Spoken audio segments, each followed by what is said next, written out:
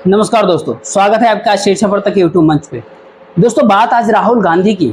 आज राहुल गांधी ने संसद भवन के भीतर जो भाषण दिया, जो कमाल का भाषण दिया। आज अखिलेश यादव ने भी जो बात कही, आज पूरी तरह से ओम बिरला साहब कैसे पदक्षेप करते हैं।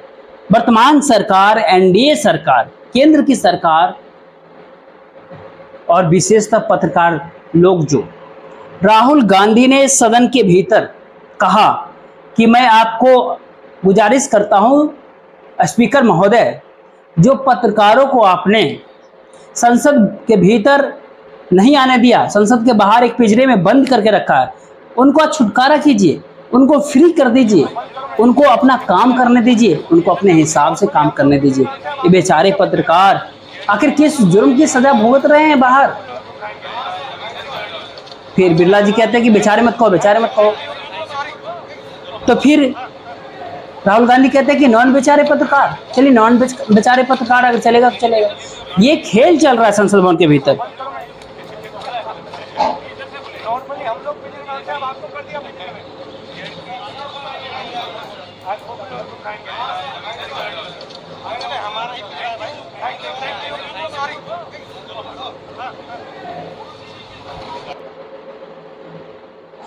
आपने सुना, असल में ऐसा होता है कि नई संसद बनने की बात तो छोड़ दीजिए, 2024 से एक समय होता था कि इस देश के पत्रकार जब संसद के भीतर घूमते थे तो पत्रकार की जो जो काम थी वो तो होता ही था। बाकी राजनीतिक नेताओं के अलग अलग पार्टी ऑफिस के अंदर जाते थे, नेताओं से मिलते थे, गलियों में चलते थे, और एक सम्मान था पत्रकारों का।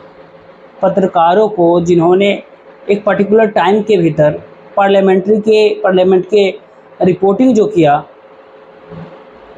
उनको सेंट्रल हॉल का पास भी मिलता था। वो सेंट्रल हॉल में जाकर के बैठा करते थे। इसको कहते थे freedom of press, Azad media, स्वतंत्र मीडिया।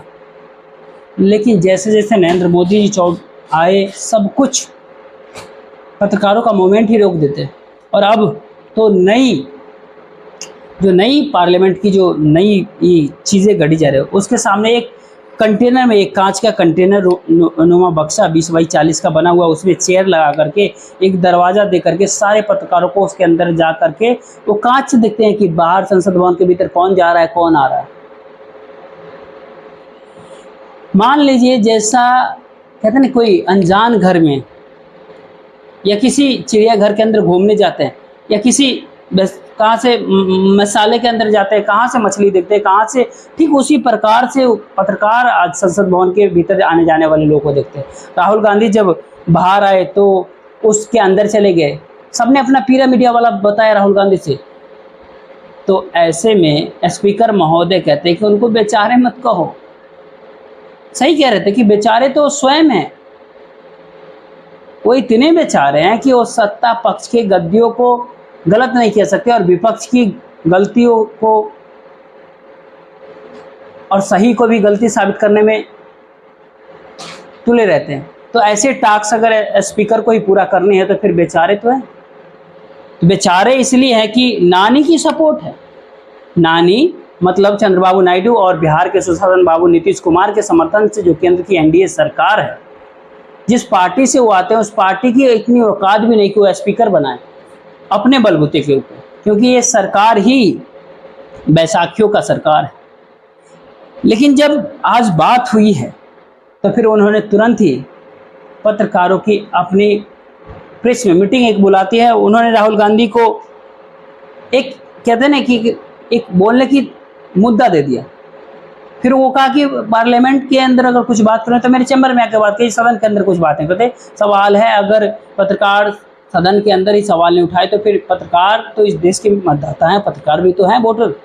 क्या सांसदों को और क्या लीडर ऑफ ऑपोजिशन को, विपक्ष के नेता, यदि वो पत्रकारों की आवाज़ नहीं उठाएंगे तो फिर कौन उठाएगा, कौन करेगा? ये सरकार वैसे भी पत्रकार के खिलाफ ही है। या तो मीडिया को जो है वो अपना है, और जो मीडिया अपना नहीं है तो वो पत्रकार नहीं है, फिर देशद्रोही हो जाता है। कुछ दिन पहले हाल ही में इंटरनेट फ्रीडम फाउंडेशन ने एक रिपोर्ट जारी किया था। वो ये कहता है किस प्रसारण सेवा के भीतर विनिमय अधीन विधेयक का मसौदा तय किया गया। वो बिल बहुत जल्दी आ रहा है, प्रसारण सेवा विनिमय विधेयक, और इसके भीतर इतने सारे बदलाव किए गए कि वो एक कहते हैं ना कि बहुत ही सोशल मीडिया पे बहुत तगड़ा प्रेशर होगा। पुराना टीवी न्यूज़ 10 सालों पहले टीवी न्यूज़ विनिमय अधिनियम 1995 के भीतर जो सारी चीज़ें चल रही थी, अब इसका नया कानून नया जगह लेगा। वो अब ये कानून के मसौदा बनाने के लिए जिन लोगों को उन्होंने बुलाया रखा, वो तथाकथित रिप्रेजेंटेटिव ऑफ मीडिया, उनके अपने गोदी मीडिया ही थे, जो बेसिक स्टेक होल्डर हैं, यूट्यूबर्स, इन्फ्लुएंसर। इनको कोई तवज्जो नहीं दी गई जब ये मसौदा तैयार किया जा सकता था और किया जा रहा था। ये मसौदा जो बना है वो इन्हीं सोशल मीडिया के लिए बना है कि जो उनको लगता है कि सोशल मीडिया निगलेक्ट क्यों खबरें इस तरह कर देता है। सरकार की गलतियां उजागर करना नेगेटिव खबरें हैं। सरकार के झूठ को देश के आम लोगों के सामने लाना, ये नेगेटिव खबरें हैं सरकार की नज़र में। सरकार के भ्रष्टाचार को उजागर करना नेगेटिव खबरें हैं। सरकार के बैठे हुए चेहरे से मुखौटा ये नेगेटिव खबरें हैं।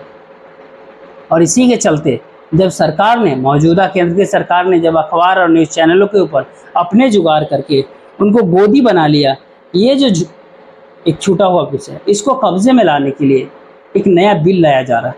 उसके बाद यूट्यूब भी बंद होंगे, उसके बाद इंस्टाग्राम भी बंद होंगे, लेकिन सब फ्रीडम ऑफ एक्सप्रेशन, ये संविधान ने अधिकार दिया है। ये सरकार संविधान को माने या फिर ना माने, बहुत सारे यूट्यूबर, बहुत सारे पत्रकार जो है सो यूट्यूब पर कहीं ना कहीं संविधान का रक्षा करते रहेंगे। इस भारत देश के भीतर से बातें होगी तो कहीं और से बात होगी, लेकिन इस सरकार की मनमानी नहीं चलेगी ना।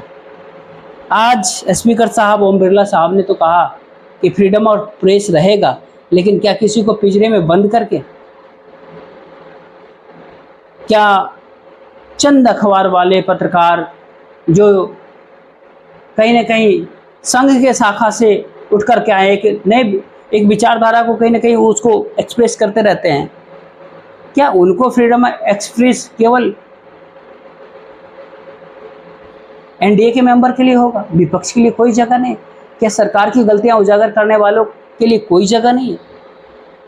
तो फिर ऐसे में मनुस्मृति लाने का जो उनका प्रयास होता है 370 पार के बाद, क्या उसको पिछले दरवाजे से अंदर ले जाएगा?